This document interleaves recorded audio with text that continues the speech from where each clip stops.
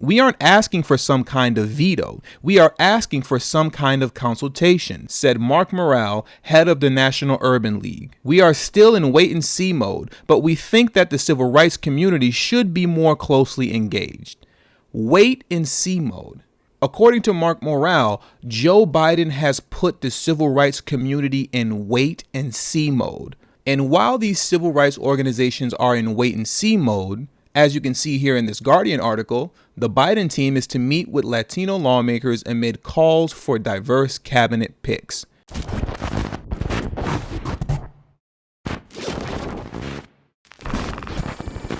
Imagine that I walked up to you and I told you that there's something on your face, and then upon reaching over to grab what's on your face off of your face, I slapped you.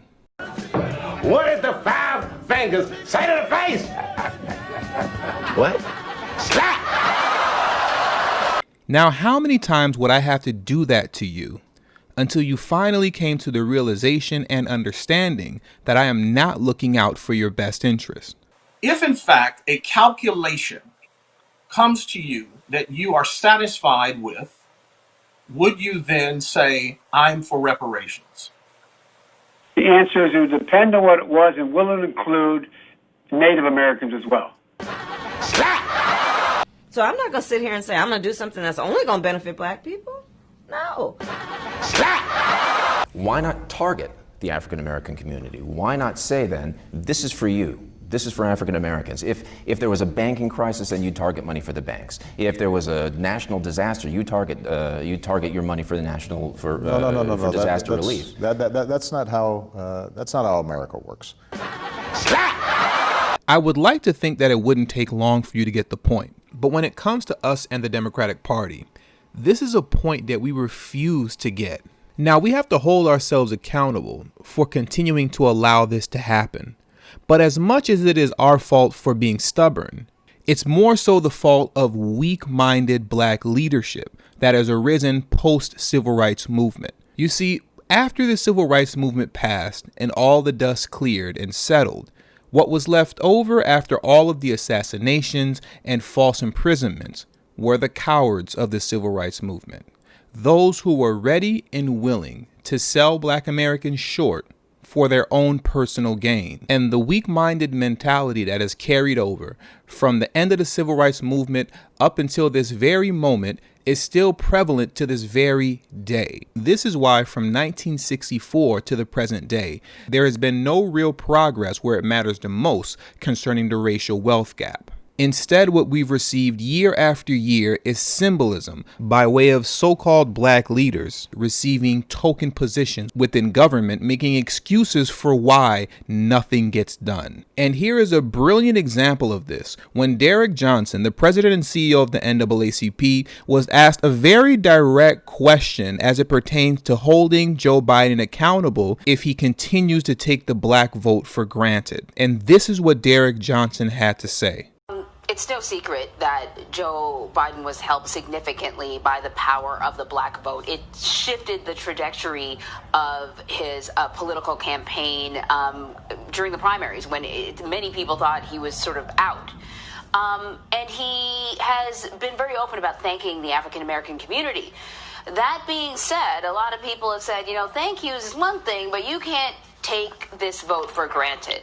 If Biden's elections do not align with the expectations of some of these black groups, the group that you represent included, how does the future look for Biden in terms of support within the African American community? So, for NAACP, President-elect Biden has been a member of the NAACP for as long as many of us have been alive. He's always shared that. He's talked about him getting elected as senator in Delaware is because of the African American community. One of his closest friends is the state president for Delaware of the NAACP. So he's not, anyone who's new to the conversation around civil rights.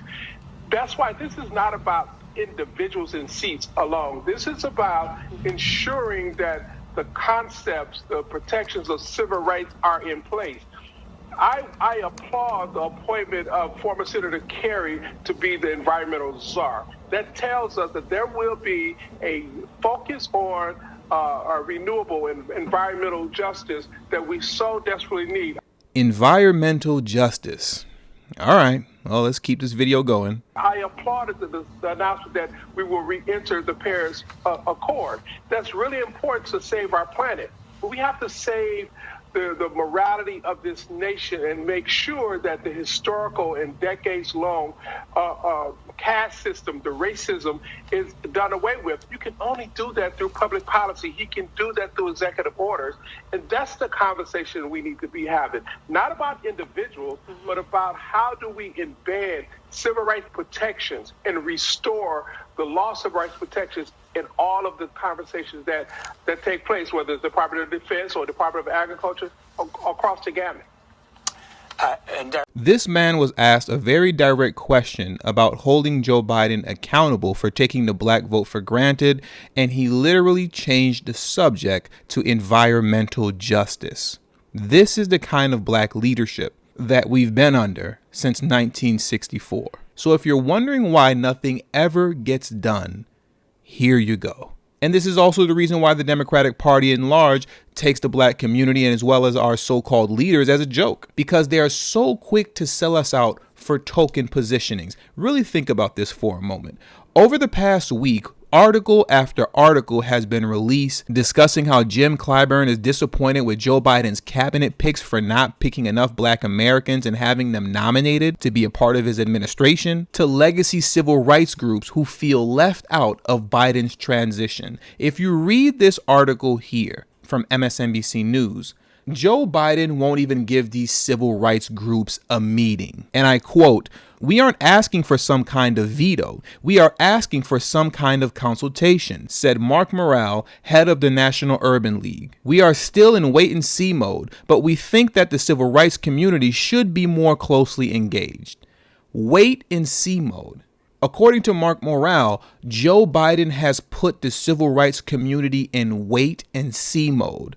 And while these civil rights organizations are in wait and see mode, as you can see here in this Guardian article, the Biden team is to meet with Latino lawmakers amid calls for diverse cabinet picks. Now, when you check the exit polls for the 2020 election, you'll see that blacks voted for Joe Biden at 87% and Latinos voted for Joe Biden at 65%.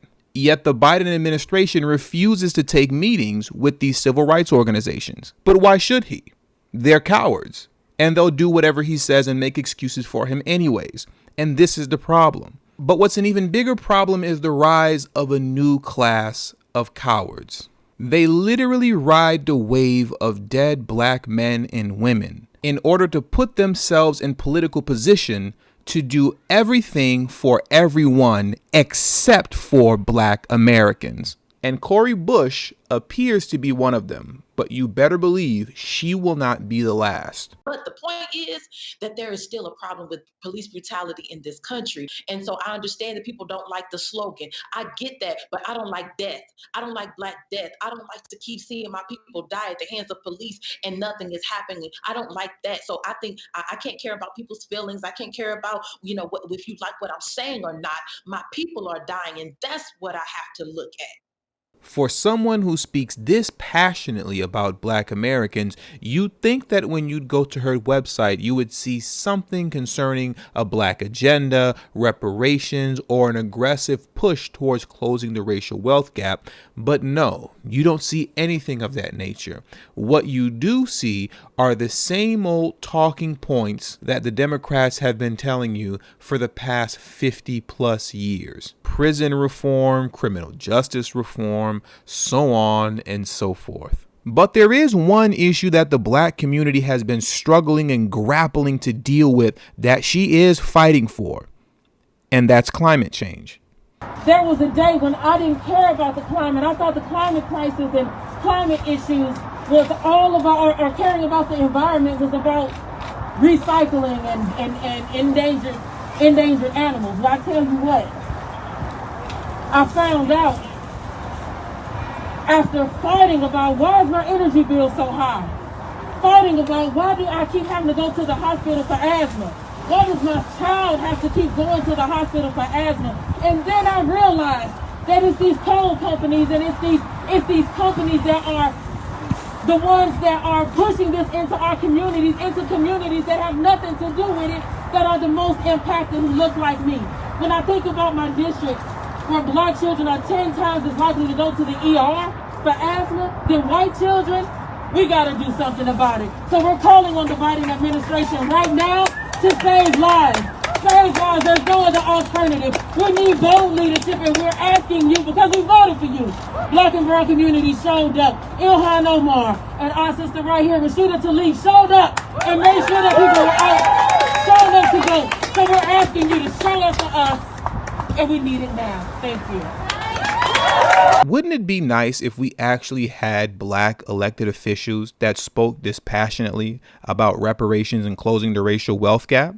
Wouldn't it be nice if we had elected officials that spoke that passionately about a comprehensive black agenda? Instead, what we have are black elected officials who rode the wave of dead black bodies via the Black Lives Matter movement so that they can get into power and advocate for climate change in the name of justice for black Americans. At a certain point, we're going to have to wake up, because as long as they're allowed to continue to get into office for the purpose of advancing the political agenda of other groups while ignoring yours in exchange for their own personal gain, then this will never stop. I just hope that by the time we do wake up, it isn't already too late.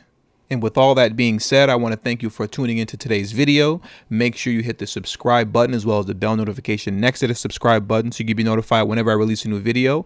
Also, make sure you text tdhiphop to number 33222. That's tdhiphop to number 33222. That way you'll get a direct text message whenever I release a new video, but it also serves as a protection plan for myself in case YouTube ever gives this channel the axe. I'll be able to send you a direct link to where you can find me next. All social media links will be pinned in the comment section below. And last but certainly not least, for those of you who have been subscribed to this channel for quite some time now and have a love and appreciation for the work that I put in on this channel, the number one way you can show your support is through Patreon. For only $5 a month, that helps put me in position to be able to take TD Hip Hop Media off of YouTube. Remember, the goal is to grow independent of YouTube, not big on YouTube. Until the next video, peace.